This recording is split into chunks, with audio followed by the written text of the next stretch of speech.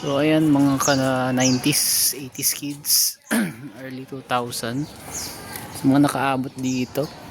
O, ano yan? Ang tawag sa amin ito ay kurambot. Ayan. So masarap siya kapag hinog, pag orange na siya. So comment down below guys kung anong tawag sa inyong probinsya ng ganitong pagkain na kinakain natin noon nung ating kabataan. So ayan siya. Maliliit pa. So ayan, again, ang tawag sa amin ito ay kurambot. Masarap siya kapag kulay orange na. So, wala tayong makikitang makain na ng ibon. So ayan o.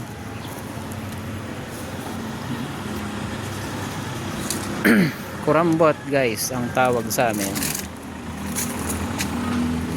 Wala tayong makitang hinog eh.